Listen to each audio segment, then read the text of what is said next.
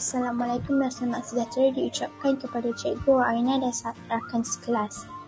Pada hari ini, saya Amizah Zuani binti Zainal bersama rakan saya Ilham Nadim binti Ahmad Jamil dari kelas 1 usaha akan membentangkan tentang kerja lapangan geografi yang bertajuk Sisa Domestik di Ampang, Selangor.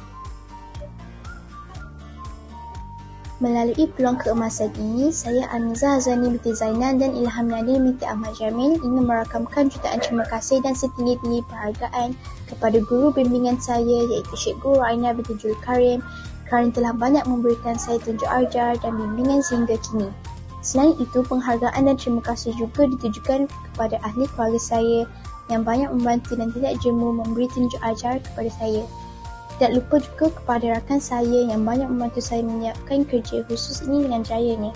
Akhir sekali, saya juga mengucapkan jutaan terima kasih kepada Cik Rosna binti Osman kerana telah banyak memberi saya peluang ini untuk menyiapkan kerja lapangan ini dengan baik.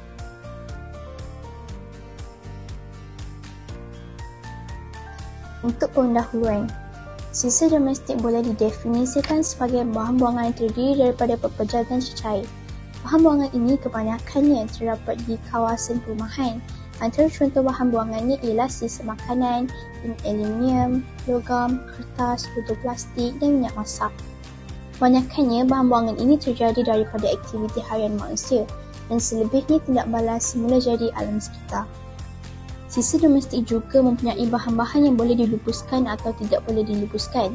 Antara sisa domestik yang dapat dilupuskan ialah kertas, sisa makanan dan sisa kebun, manakala selebihnya merupakan bahan yang sukar untuk dilupuskan kerana ianya mengambil masa berjuta tahun untuk dilupuskan seperti besi, plastik, tin dan kaca.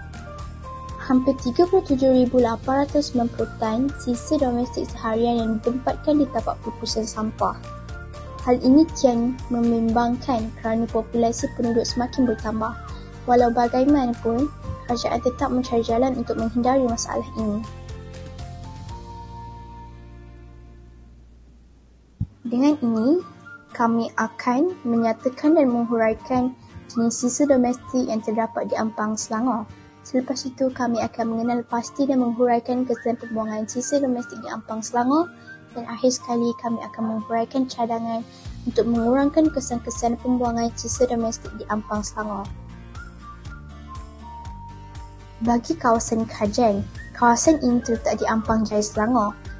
Kami memilih kawasan ini juga kerana ianya merupakan kawasan bandar yang merupakan tarikan masyarakat untuk menempat di kawasan ini. Tambahan lagi, kawasan Ampang ini juga mempunyai banyak tempat awam seperti kedai makan, kedai beli belah, masjid, lobi, rumah dan tempat riadah. Dengan adanya tempat tersebut, ia akan mengurangkan kadar pengangguran, sebaliknya meningkatkan peluang pekerjaan. Oleh sebab itu, kawasan ini mempunyai bilangan penduduk yang ramai dan ianya menjadikan kami lebih mudah untuk membuat kajian di kawasan ini.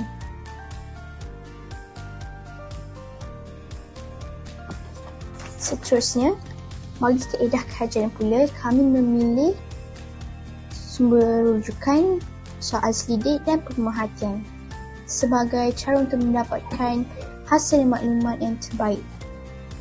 Melalui rujukan, kami memilih untuk merujuk bahan bacaan seperti buku teks. Tambahan lagi, kami melayari internet untuk menambah lebih banyak maklumat tentang pembuangan sisa domestik. Melalui soalan selidik pula, kami telah menyediakan soalan dan mengedarkan soalan tersebut secara dalam talian.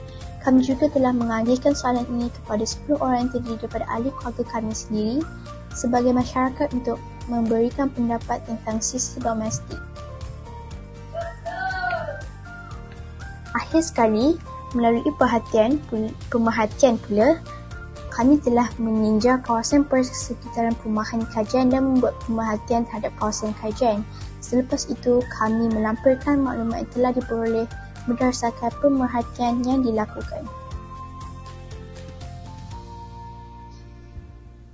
Pada hasil kajian objektif pertama melalui kaedah rujukan, Saya akan menyatakan serta menghuraikan jenis sisa domestik yang terdiri daripada sisa pepejal dan sisa cecair.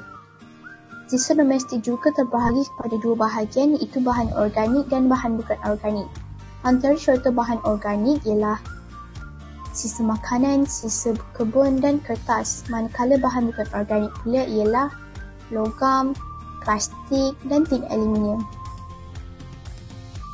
Ini adalah maklumat yang dapat saya kumpulkan berdasarkan rujukan internet.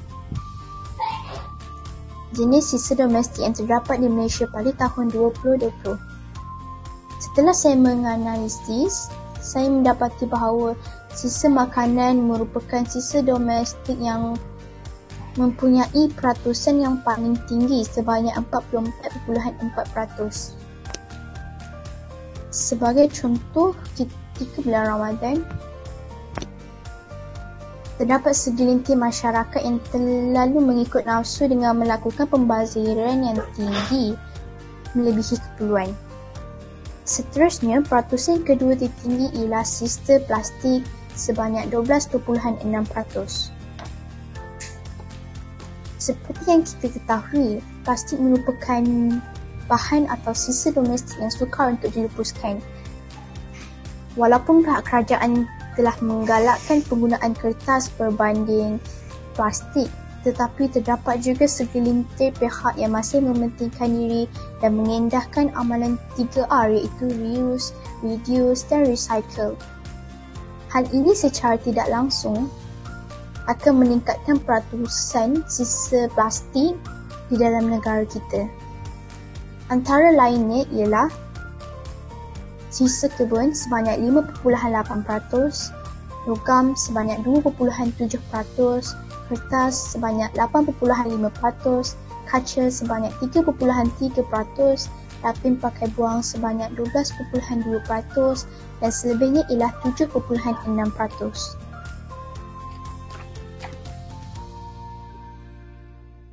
Hasil kajian objektif kedua. Kesan-kesan pembuangan sisa domestik di Ampang, Selangor. Yang pertama, pencemaran bau. Perbuatan pihak yang tidak bertanggungjawab membuang sampah menyebabkan penduduk terdepan masalah bau busuk terutama ketika hujan. Yang kedua, pencemaran air. Sumber air akan tercemar apabila sampah serap dibuang ke kawasan sumber air. Yang ketiga, pencemaran udara. Udara akan tercemar disebabkan pembakaran sisa domestik. Yang keempat, wabak penyakit. Sisa pembuangan sampah secara langsung dapat menjadi tempat penularan wabak. Yang kelima, peningkatan kos penyelenggaraan. Peningkatan jumlah sisa domestik akan meningkatkan kos penyelenggaraan. Hasil kajian objektif ketiga. Cadangan untuk mengurangkan kesan pembuangan sisa domestik. Yang pertama, mengamalkan kitas semula atau 3R iaitu reduce, reuse dan recycle. Yang kedua, menjalankan kempen seperti kempen kesedaran alam sekitar, kempen 3R dan kempen cintai sungai kita. Yang ketiga, penguatkuasaan undang-undang dengan memberikan denda dan hukuman yang lebih berat. Yang keempat, penggunaan teknologi tinggi seperti logi waste to energy. Rumusan. Dengan hasil kajian ini, banyak pengetahuan dan pengajaran yang kami pelajari. Kami juga mendapati pengurusan sisa domestik amatlah penting untuk diri, masyarakat dan negara. Kesimpulannya, sebagai masyarakat dan penduduk, kita haruslah bekerjasama untuk mengatasi kesan-kesan pembuangan sisa domestik. Pihak yang bertanggungjawab juga seharusnya mengambil langkah yang sewajarnya. Lampiran. Rujukan. Berikut merupakan rujukan yang telah kami gunakan. Sekian, terima kasih.